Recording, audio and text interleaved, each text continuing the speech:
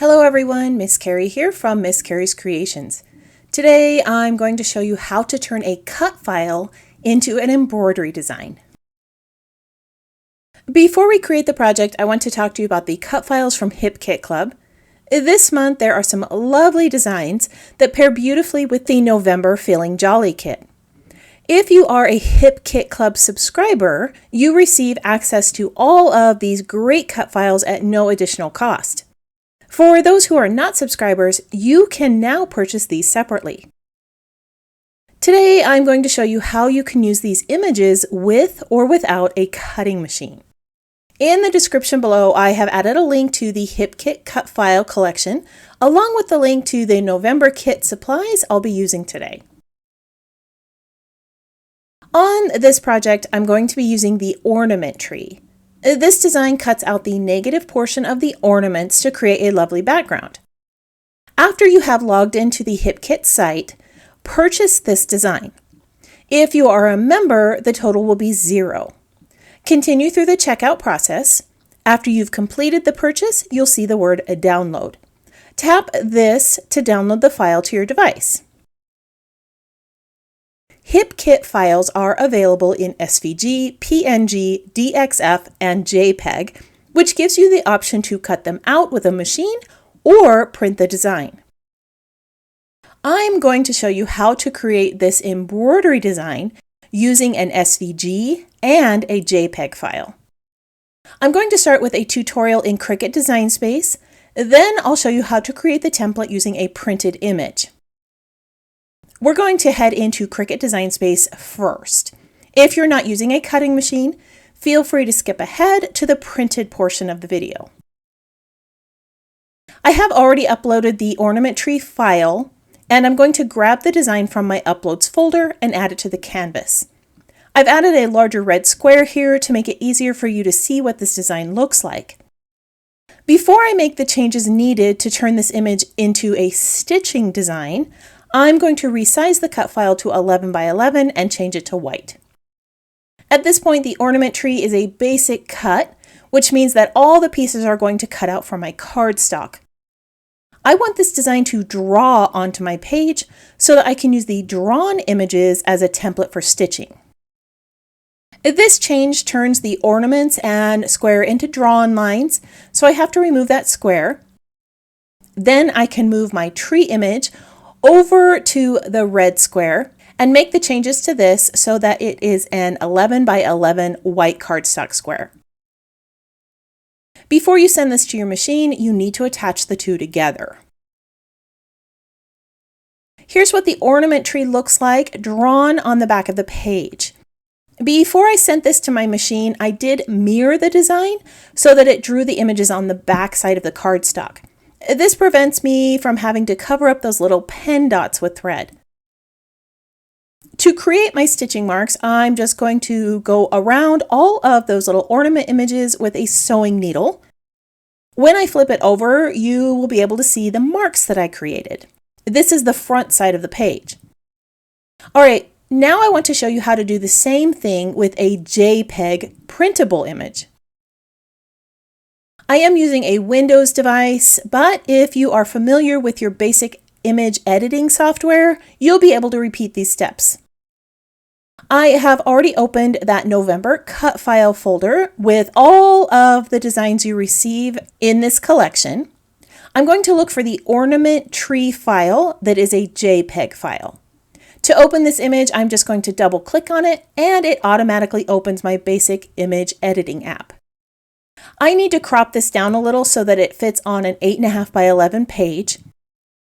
Once I've cropped that, I'm going to send this to the printer. I did need to make a few changes so that it fit my page and it printed out that lined design. So here is that printed page. I've just attached it in place using some temporary tape, and I'm going to add the stitching marks. You can do this with a piercing tool or a sewing needle.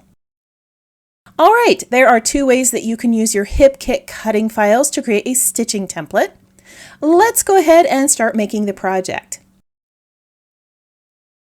Here is how the background's going to look once you've added all your stitching marks. This space here is blank because my photo is going to sit right here and there's no need for me to add stitch designs. I used this colorful forest pattern to help me choose the embroidery thread colors. I also have some silver thread for the tops of the baubles to match the silver embellishments within the November kit. I'm going to add all my embroidery stitching off camera, then I'll show you the finished background element. Here's what the embroidery stitching looks like once it's been added. There are 2 ornaments missing here because it's going to be covered with a photo, and I just wanted to save myself a little time by not stitching them in. I love the silver thread at the top of the baubles. This is just a simple box with an X in the center. The ornaments were created with a backstitch using 2 strands of embroidery thread. All these colors combined together create such an elegant backdrop. My photo has already been layered on some cardstock and pattern paper. I backed the photo in craft texture cardstock and backed that with this pattern from the PL kit. I like using these cards behind my photos because the patterns are often much smaller. I cut 2 tags using the window gift tag die set. This set comes with a die to cut out these little toppers. I cut these with that craft texture cardstock to match the frame around the photo. I also added stitching to these tags to match the other stitched elements on the page. Behind the photo, I tucked those 2 tags, and now I want to choose a few chipboard pieces from the embellishment kit for my page. These have silver accents on them, which match the baubles on the tree. I like this colorful "Santa is Coming" title. This matches my tree colors and will fit at the top of the page here. I also like this sentiment and how it's going to fit well below the photo. Before I adhere these down, I do want to create a bold frame around my photo because I feel like it needs a little separation from the tree. I'm going to bring in some florals from the sticker book, which will add some natural elements to the page. These also bring in more red hues that match my photo. This photo was taken at our yearly Awana missions training. We have one missionary friend that is a baker and acts as one of Santa's helpers during the Christmas season. On our last day of training, he brought in some of his famous baked goods and buckeyes and greeted us as Santa. Our friend here is known as Santa Doughboy, so if you want to look him up online, you can do that. As I finish up with these silver accents, I would love it if you tap that subscribe button and let me know that you're new here. If you're already a subscriber, let me know that you enjoyed today's tutorial by tapping the thumbs up icon or leaving me a comment below. I would love to know if you're going to try to add some embroidery to your next project using a cut file design. At this point, I feel like that top right corner is needing something, and my title isn't in the right place. It feels really disconnected from my other elements. I also didn't leave myself enough room for journaling, so I'm going to make a few changes real quick off camera. I decided to move everything upwards, which is going to give me room to move the title below the photo. This connects it to the other elements. For my journaling, I'm going to bring in a vertical card from the PL kit. I'll add a few more elements around it once I've typed up the story. Now that the weight has been placed around the photo, I can add this dimensional sticker on the right.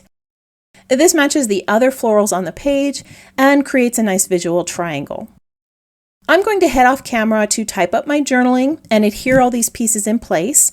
Then I'll come back and show you the finished page.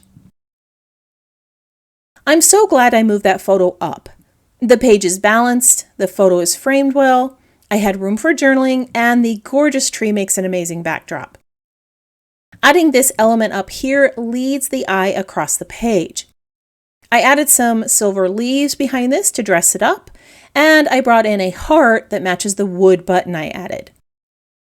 Up here I have another silver element in the form of a tab and some twine bows.